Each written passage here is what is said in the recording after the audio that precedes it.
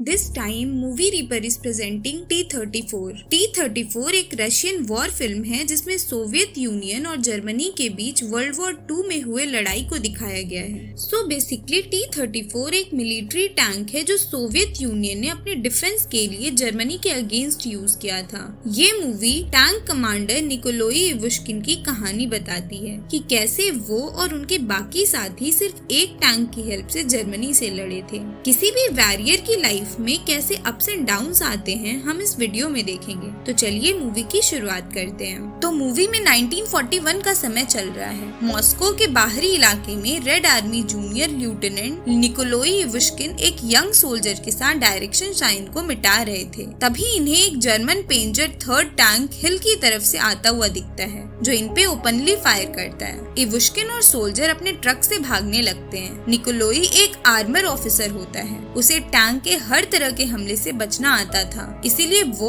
और soldier Germany के हर war से बच के भाग निकलते हैं। जब इवुश्किन ये बात जाके कैप्टन कॉमरेड को बताता है तो वो इसकी बहादुरी को देखते हुए इसे एक डैमेज T-34 टैंक का कमांडर बना देते हैं। एक्चुअली इनके बटालियन के पास अब बस एक ही टैंक बचा हुआ था। जर्मन सेना अब नेफोदोवा की तरफ बढ़ रही थी तो इन्हें किसी भी हालत में वो गांव बचाना था। इसीलिए इवुश्किन सबसे पहले अपने टैंक मैन को वो टैंक ठीक करने को बोलते हैं और आर्मर लोड करने को बोलते हैं ताकि वो लड़ाई के लिए तैयार हो जाए। इधर इवुश्किन सर्जन गैबुलिया से लड़ाई की प्लानिंग और टैंक और बाकी सोल्जर्स की पोजीशंस डिस्कस करते हैं। सुबह होते होते इवुश्किन, टैंक मैन और कुछ सोल्जर्स जर्मन के आने से पहले नेफोदोवा में जाके अपनी पोजीशंस ले लेते हैं। वो लोग टैंक को एक झाड़ी में छुपा देते हैं और खुद भी छुप जाते हैं ताकि जर्मन्स को भनक भी ना लगे। एक और जर्मन के 15 टैंक होते हैं और दूसरी तरफ रशियंस के सिर्फ एक टैंक। इवुश्किन जर्मन को गुमराह करके उसके 2-4 टैंक उड़ा देता है। दोनों टीम बहुत बहादुरी के साथ लड़ते हैं। रशियंस के आधे क्रू मारे जाते हैं। बस इवुश्किन और टैंक ड्राइवर स्टीफन वेसिलियोक बचे होते हैं। लास्ट में रशियन का टैंक और जर्मन का बचा हुआ एक टैंक जिसका कमांडर होता है क्लॉस जेगर आमने सामने आ जाते हैं।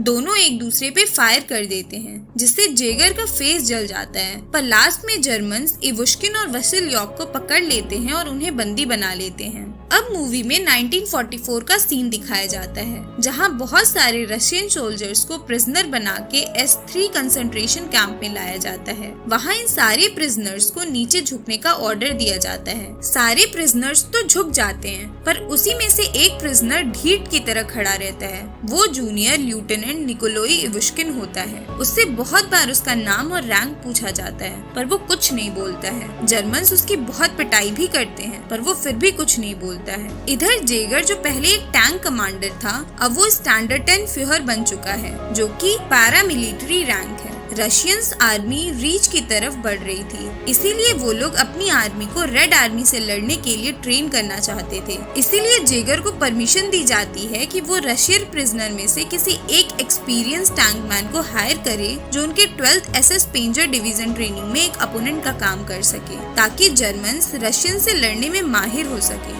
इधर जेगर कैंप रिकॉर्ड की हेल्प से इवुश्किन को पहचान लेता है और वो उसे ही हायर करने के लिए उसके पास प्रपोजल लेके जाता है। जेगर ये आइडिया कैंप की इंटरप्रेटर आन्या जो कि एक बाइलिंगुअल रशियन प्रिजनर होती है उसकी हेल्प से ये बात इवुश्किन को बताता है। वो कहता है कि उसे एक टैंक मिलेगी जिसमें कोई भी आर्मर नहीं होगा और उसे उसके पैंथर्स टैंक से लड़ना होगा जो उनपे ओपनली फायर करेंगे। अगर वो बचने में कामयाब हो गया तो वो लोग उसे छोड़ देंगे। इवुश्किन प्रपोजल सुन के मना कर देता है पर जब जेगर आन्या को ही मारने की धमकी देता है तो इवुश्किन मान जाता है। अगले दिन कैंप में इवुश्किन को T-34 टैंक दिया जाता है जो जर्मन्स ने पहले ही कैप्चर कर लिया था। इवुश्किन को कुछ टैंक मैन चूज करने को कहा जाता है। वो उतने सारे प्रिजनर्स में से सिर्फ वही पुराने 3 साथियों को चूज करता है जो 1941 की लड़ाई में उसके साथ थे। पहले तो वो लोग नहीं मानते हैं पर जब इवुश्किन उन्हें वहाँ से बच निकलने का प्लान बताता है तो वो मान जाते हैं। जर्मन सबसे पहले उस टैंक की सफाई को ऑर्डर देते हैं। जब इवुश्किन और बाकी लोग टर्रेट साफ कर रहे थे तो उन्हें वहाँ कुछ आर्मर और कुछ हैंड ग्रेनेड्स मिल जाते हैं। वो जर्मन से मरे हुए रशियन सोल्जर्स को उनके सामान के साथ दफनाने की परमिशन मांगते हैं और उन सोल्जर्स को ट्रेनिंग ग्राउंड के किनारे एक स्टोन्स की पाइल बना के उसके पीछे छिपा देते हैं। जर्मन सोवियत पे भरोसा नहीं करता है, इसीलिए वो ट्रेनिंग ग्राउंड में एंटी टैंक माइंस लगा देते हैं। जब ये बात अन्या सुनती है तो वो छुपके से इवुश्किन को ये बात बता देती है और वो खुद को भी इवुश्किन के साथ ले जाने को कहती है, पर इवुश्किन थोड़ा मना करता है, पर फिर मान जाता है। अन्या जेगर के ऑफिस से मैप चुरा के एक दिन के लिए कैंप से बाहर जाने का पास ले लेती है और वहाँ से भाग जाती है। इधर ट्रेनिंग ग्राउंड में ट्रेनिंग एक्सरसाइज से पहले ही इवुश्किन सारे आर्मर डेड बॉडीज में से निकाल के टैंक पे लोड कर लेता है और चारों तरफ धुआं धुआं कर देता है ताकि जर्मन्स को उनके मूवमेंट का पता ना चले और वो लोग वहाँ से भाग जाएं। जर्मन्स को तो यही लगा था कि T-34 में कोई भी आर्मर नहीं है, इसीलिए वो लोग प्रिपेयर ही नहीं थे। तभी T-34 टैंक जर्मन के एक पैंथर को उड़ा देता है और दूसरा शॉट वो लोग डायरेक्ट ऑब्जर्वेशन टावर पे करते हैं, जिसकी वजह से बहुत सारे जर्मन्स मारे जाते हैं, पर किसी तरह जेगर लास्ट सेकंड पे बच जाता है। T-34 टैंक सारे ऑफिसर्स की कार को तहस नहस करके एंटी टैंक माइन से बच के मेन गेट से निकलने में कामयाब हो जाता है और वो बाहर जाके बस स्टॉप से आन्या को भी मैप के साथ पिक कर लेते हैं। फिर एक टाउन पे पहुंचकर वो लोग वहाँ के लोगों को डरा के खाना पीना खाते हैं और कपड़े बदल के पुराने कपड़ों को जलाकर वहाँ से पहाड़ों की तरफ जाने लगते हैं। रास्ते में इन पे एक शूट होता है। एक्चुअली जर्मन्स ने सारे हाईवेज ब्लॉक कर दिए थे और रास्ते में एंटी टैंक गन लगा दिए थे,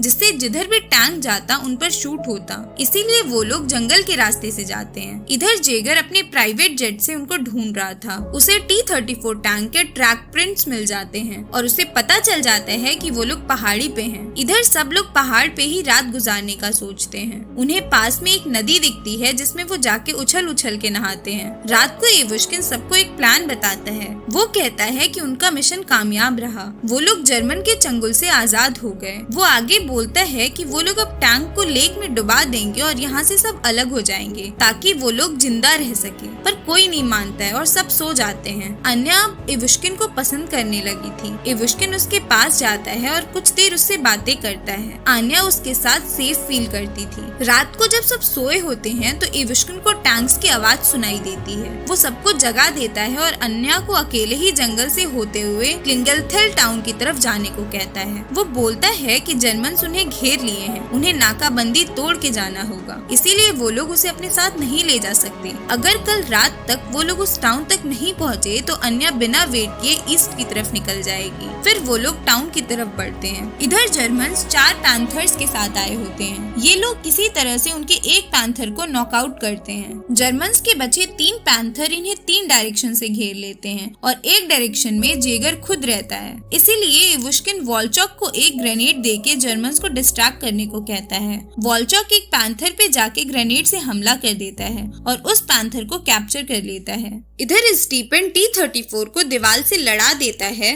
और तब तक उसके सामने एक पैंथर खड़ा रहता है। दोनों एक दूसरे के आमने सामने होते हैं, पर ये लोग पहले शूट करने में कामयाब हो जाते हैं। तभी उनका एक और पैंथर नॉकआउट हो जाता है। वो वॉलचॉक ने उड़ाया होता है। अब बस एक ही पैंथर बचा होता है। जेगर वॉलचॉक को घायल कर देता है और अपने टैंक के क्यूपलस से बाहर आके इवुश्किन को डुएल लड़ाई के लिए इनवाइट करता है। फिर ये दोनों टैंक टाउन के बाहर एक स्टोन ब्रिज पे लड़ाई करने जाते हैं। दोनों टैंक एक दूसरे की तरफ निशाना लगाए रहते हैं। जेगर सेवरल शूट करता है, पर फिर भी T-34 को डिसेबल नहीं कर पाता है। अब बस इवुश्किन के पास लास्ट सेल बची हुई होती है, इसीलिए वो पैंथर के ड्राइवर विजन पोर्ट पे शूट कर देता है और स्टीफन से राइट टर्न लेने को बोलता है ताकि जेगर का टैंक पुल तोड़ के नीचे गिर जाए। अब जेगर का टैंक एकदम ब्रिज के एज पे होता है। वो टैंक से बाहर निकल के इवुश्किन को उसके ऊपर शूट करने को कहता है, पर इवुश्किन उस पे दया दिखाते हुए उस पे फायर नहीं करता है। जेगर लास्ट में अपना हाथ बढ़ाता है और दोनों एक अंतिम रेस्पेक्टेड हैंडशेक करते हैं। इवुश्किन उसको बचाने की कोशिश करता है, पर जेगर अपने टैंक के साथ पुल में गिर जाना और लड़ाई में शहीद होना ज्यादा पसंद करता है और वो शहीद हो जाता है। फिर वो सब टाउन के बाहर जाके अन्या से मिलते हैं और फिर रशियंस फुटलाइन पे लौट जाते हैं और यहीं पे मूवी खत्म हो जाती है।